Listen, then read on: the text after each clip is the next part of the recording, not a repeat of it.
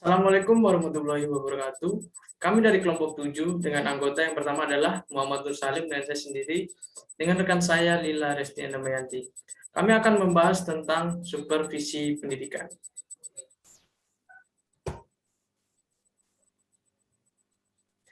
Supervisi di pendidikan dibagi atas 4. Yang pertama adalah pengertian supervisi dan fungsi tujuan supervisi. Yang ketiga, teknik supervisi pendidikan. Yang keempat, prosedur supervisi pembelajaran atau pelayanan profesional guru. Yang pertama, pengertian supervisi. Menurut Negley, setiap pelayanan kepada guru-guru yang bertujuan menghasilkan perbaikan instruksional belajar dan kurikulum dikatakan sebagai supervisi. Supervisi dapat diartikan sebagai bantuan dan bimbingan kepada guru dalam bidang instruksional belajar dan kurikulum dalam usahanya mencapai tujuan sekolah. Menurut N.A. Ametebun, pembinaan ke arah perbaikan situasi pendidikan yang dimaksud berupa bimbingan atau tuntunan ke arah perbaikan situasi pendidikan pada umumnya dan meningkatkan mutu mengajar, belajar, dan khususnya. Menurut Oteng Sutisna, supervisi terdapat ide-ide pokok, seperti menggalakkan pertumbuhan profesional guru, mengembangkan masalah pembelajaran dengan efektif, juga sebagai pelayanan atau pembinaan pada guru dan personil pendidikan lain dengan maksud untuk kemampuan guru dan kualitas pendidikan. Jadi, supervisi yaitu sebagai bimbingan profesional bagi guru, bagian bimbingan profesional yang dimaksud adalah segala usaha yang memberikan kesempatan bagi guru untuk berkembang secara profesional, sehingga mereka lebih maju lagi dalam melaksanakan tugas pokoknya, yaitu memperbaiki dan meningkatkan proses belajar peserta didik. Supervisi bisa diartikan juga sebagai bentuk peninjauan dan pembinaan kepala sekolah dan pengawas sekolah terhadap kinerja guru, dengan tujuan memberikan pembinaan kepada guru agar dapat melaksanakan tugasnya secara efektif dan efisien. Yang kedua, fungsi dan tujuan supervisi. Fungsi supervisi berikut terdapat 5 fungsinya. Yang pertama adalah menyelenggarakan inspeksi. Yang kedua, penelitian hasil inspeksi data. Yang ketiga, penilaian. Yang keempat, latihan. Yang kelima, pembinaan. Tujuan supervisi dibagi atas 2. Yang pertama, tujuan supervisi pendidikan. Memberikan layanan untuk bantuan untuk meningkatkan kualitas mengajar guru di kelas yang pada gilirnya untuk meningkatkan kualitas belajar peserta didik. Tujuan umum supervisi: meningkatkan efektivitas dan efisiensi belajar mengajar, mengendalikan penyelenggaraan bidang teknis edukatif di sekolah sesuai dengan ketentuan dan kebijakan yang telah ditetapkan, menjamin agar kegiatan sekolah berlangsung sesuai dengan ketentuan yang berlaku sehingga segala sesuatunya berjalan lancar dan diperoleh hasil yang optimal, menilai keberhasilan sekolah dalam pelaksanaan tugasnya, memberikan bimbingan langsung untuk memperbaiki kesalahan, kekurangan, dan kekilapan, serta membantu memecahkan masalah yang dihadapi di sekolah, sehingga dapat dicegah kesalahan dan penyimpangan yang lebih jauh. 2 hal yang mendasari pentingnya supervisi pendidikan. Yang pertama, perkembangan kurikulum. Merupakan kemajuan pendidikan, perkembangan tersebut sering menimbulkan perubahan struktur maupun fungsi kurikulum. Yang kedua, mengembangkan personil, pegawai atau karyawan yang senantiasa merupakan upaya yang terus-menerus dalam suatu organisasi. 2 kegiatan yang termasuk kategori supervisi pendidikan pembelajaran.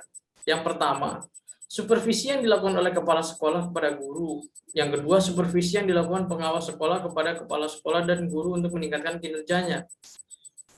Hal-hal yang diamati kepala sekolah untuk melakukan kegiatan supervisi di bidang akademik, salah satunya adalah menyusun program tahunan dan semester, mengatur jadwal pelajaran, mengatur pelaksanaan penyusunan model suatu pembelajaran, menentukan norma kenaikan kelas, menentukan norma penilaian, mengatur pelaksanaan evaluasi belajar, meningkatkan perbaikan pengajar, mengatur kegiatan kelas apabila guru tidak hadir, mengatur disiplin dan tata tertib kelas.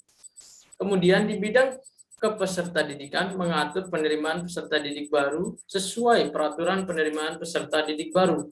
Yang kedua, mengelola layanan bimbingan dan konseling. Yang ketiga, mencatat kehadiran dan ketidakhadiran peserta didik. Yang keempat, mengatur dan mengelola kegiatan ekstrakurikuler. Di bidang personalianya, yang pertama mengatur pembagian tugas guru, mengajukan kenaikan pangkat atau gaji dan mutasi guru. Yang ketiga mengatur program kesejahteraan guru. Yang keempat mencatat kehadiran dan kejadian guru. Yang kelima mencatat masalah dan keluhan-keluhan guru. Di bidang keuangan, yang pertama menyiapkan rencana anggaran dan belanja sekolah. Yang kedua mencari sumber dana untuk kegiatan sekolah. Yang ketiga mengalokasikan dana untuk kegiatan sekolah. Yang keempat mempertanggungjawabkan keuangan sesuai dengan peraturan yang berlaku. Bidang sarana dan prasarana, penyediaan dan seleksi buku pegangan guru, pelayanan perpustakaan dan laboratorium, penggunaan alat peraga, kebersihan dan keindahan lingkungan sekolah, keindahan dan kebersihan kelas, perbaikan kelengkapan kelas, bidang hubungan masyarakat, kerjasama sekolah dengan orang tua peserta didik, kerjasama sekolah dengan komite sekolah, kerjasama sekolah dengan lembaga-lembaga terkait, kerjasama sekolah dengan masyarakat sekitar. Hal-hal yang dibantu pengawas terkait administrasi yang harus dikerjakan oleh guru.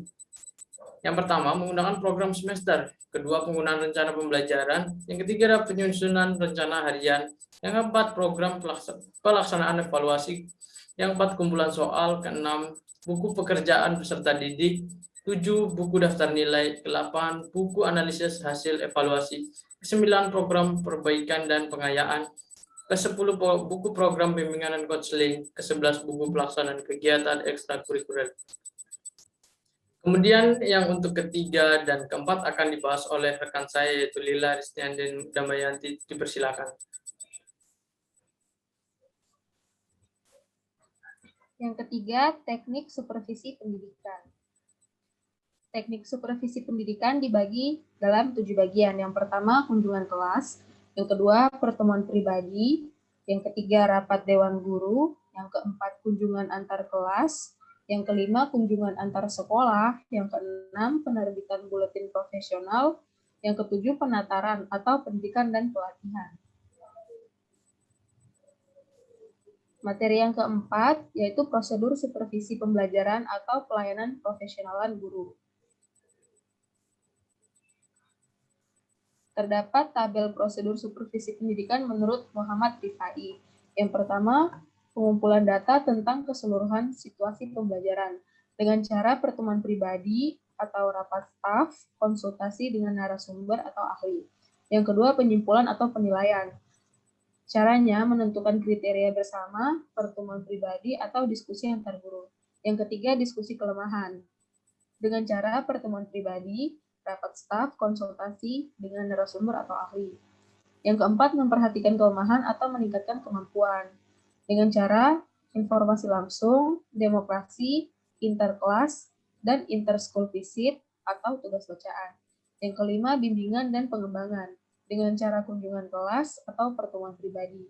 Yang terakhir, penilaian kemajuan. Dengan cara kemajuan kelas, pertemuan pribadi, observasi, dan diskusi. Demikian pemaparan dari kelompok 7, yaitu materi tentang supervisi pendidikan. Kami dari kelompok 7 mengucapkan mohon maaf jika ada materi yang belum tersampaikan dengan baik. Sekian dan terima kasih. Wassalamualaikum warahmatullahi wabarakatuh.